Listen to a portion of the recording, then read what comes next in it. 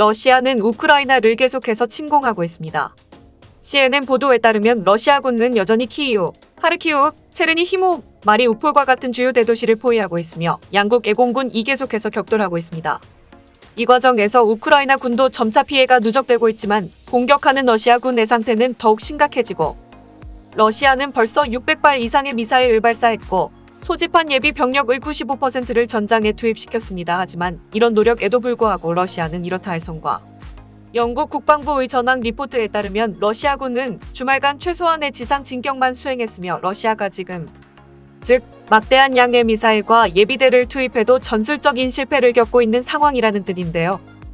반면 우크라이나 군은 불리한 전황 속에서도 저항 의지를 꺾지 않고 있습니다.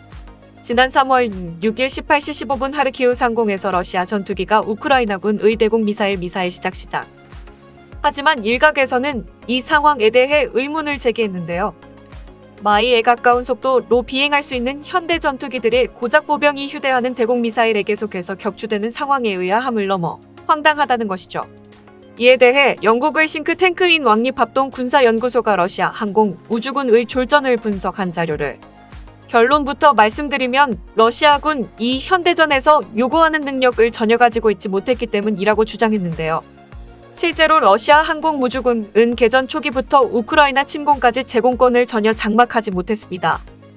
일례로 러시아가 우크라이나 군의 방공망을 개전과 동시에 파고했다고 발표한 것과 달리 우크라이나에 살아남아 러시아. 이에 대해 영국은 러시아가 이처럼 졸전을 거듭하는 이유가 러시아군의 기량 부족이라고 꼬집었습니다. 사실 러시아 파일럿의 훈련 시간은 1년에 100시간을 겨우 넘기는 수준입니다. 이는 서방권 파일럿들의 연간 훈련 시간의 절반에 불과한 시간이다. 또 원대적인 가상 훈련 시설도 없습니다. 상황이 이러니 파일럿의 기량이 좋을 수가 없는 것입니다. 문제는 또 있습니다.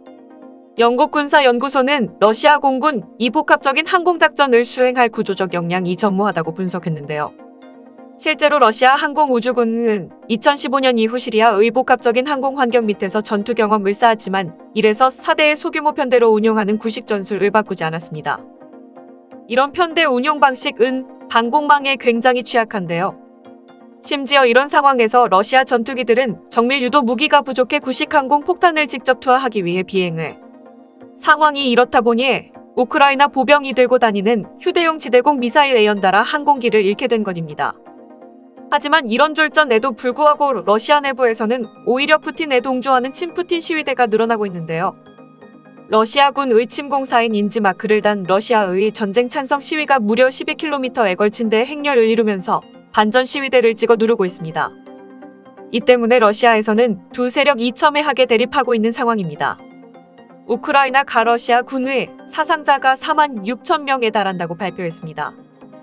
우크라이나 총참모부는 3월 7일까지 적군 11,000명을 사살하고 각종 167대 항공기 46대와 헬리콥터 68대를 격파했다고 주장했는데요. 놀랍게도 이 수치는 EU 집행부와 영국과 미국 국방부 등 서방국들이 이전과가 사실이라 보증하고 있는 상황입니다. 하지만 많은 이들이 이를 믿지 않고 있습니다. 우크라이나의 편을 들고 있는 서방 국가들이 왜곡 보도를 대놓고 있다는 것입니다. 그러나 이는 사실이 아닙니다. 오히려 러시아의 보도에 왜곡이 가득합니다. 러시아는 무려 전쟁사 1차까지 러시아 군의 전사자 가영명이라고 주장했습니다.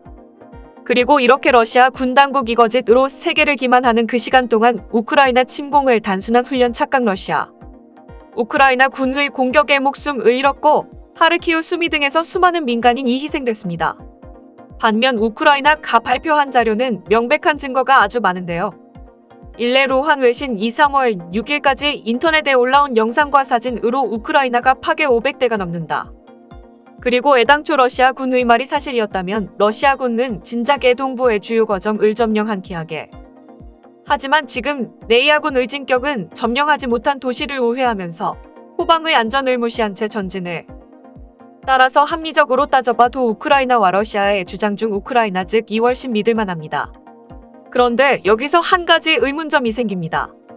아무리 방심했다지만 우크라이나보다 훨씬 강력한 장비로 무장한 러시아군 이외 싸우는 족족 우크라이나. 전문가들은 이에 대한 해답이 러시아 군의 무전기에 있다고 전합니다. 오랜 평화가 지속되면서 러시아군은 겉보기에 그럴싸한 장비를 관리하는 데 집중하면서 고장난 무전기를 하거나 차세대. 그래서 우크라이나 침공 직전 4개월간의 훈련에서 군용 무전기 대신 민수용 무전기와 핸드폰으로 명령을 주고받았는데요. 결국 전파 방해가 일상민 전장에서 국가가 바뀌어 터지지 않는 핸드폰에만 의지하다가 결국 대열이 완전히 와해. 이 때문에 한 대 또는 두 대 단위로 분리된 네이 아군의 전차와 장갑차들이 우크라이나군 각계 격파. 이는 현대전에서 지휘통신이 얼마나 중요한지를 보여주는 반면 교사라 하겠는데요. 그런데 이건 러시아군만의 문제가 아닙니다. 우리 국군 역시 통신이 약점입니다. PRC-999K, PRC-775 등 구형 무전기 대다수가 작동하지 않고 있으며 지휘 통제를 카톡으로 하는 부대가 많습니다. 이는 정말 심각한 문제인데요. 이는 전시에 북진할 국군이 러시아 군과 똑같은 꼴을 당할 수도 있다는 뜻입니다. 하지만 다행히 한국은 이런 문제점을 극복하려는 사업을 추진 중인데요. 바로 차세대 다기능 무전기 TMMR 이전군에 보급되고 있습니다. 우리 대한민국은 이번 우크라이나 전쟁을 교훈 삼아 그동안 우리에게 부족했던 점을 반드시 찾아내 더욱으로 거듭나. 러시아 장군이 또 사망했습니다. 비탈리 게라 15프 소장의 사망 2교차 검증을 통해 확인된 것인데요. 민수용 전화기를 사용하다. 우크라이나 정보국에 도청되어 폭격을 담했다고 합니다. 이렇게 러시아군이 막대한 피해를 입는 동안 우크라이나에 막대한 양의 무기가 속속들이 도착하고 있습니다. CNN 지난 3-7일까지 대전차 미사일 17.000발, 2.000발의 스팅어 미사일을 비롯한 다수의 탄약이 우크라이나에 인도되었는데요. 전문가들은 이렇게 단시간에 대량의 무기가 원조 가능했던 것은 미국의 항공 수송 능력이 있었기 때문이라고. 지난 3월 5일 미군은 폴란드의 외곽 지역에서 비행장을 건설하기 시작했는데요. 그로부터 이틀 뒤인 3월 7일에 건설을 완료해 보급을 시작했습니다. 이는 그야말로 경이로운 수준 군수 능력을. 이외에도 미국은 추가적으로 3억 5천만 달러의 예산을 편성해 2억 4천만 달러치의 물자를 우크라이나에 보냈고 며칠 이내 나머지. 그런데 미국의 적극적 지원은 여기서 끝이 아니다. 미국 정부는 군사 지원 67억 달러, 난민 지원금 24억 달러로 총합 약 100억 달러의 우크라이나 특별 지원반을 의회에 제출해 우크라이나. 그야말로 우크라이나에게는 천군만마를 얻은 것과 마찬가지인데요. 하지만 지금과 달리 미국은 전쟁 초기 적극적인 지원을 거리는 모습을 보였습니다. 그렇다면 미국이 어째서 우크라이나를 지원하기로 마음을 바꿨는지 궁금해하시는 분들이 많으신데요. 작년까지만 하더라도 미군은 아프간에서 막대한 지원을 쏟아부었음에도 패전한 것에 회의감을 느끼고 있었습니다. 그래서 외국에 군사 지원을 하는 것에 대해서는 상당히 부정적이었는데요.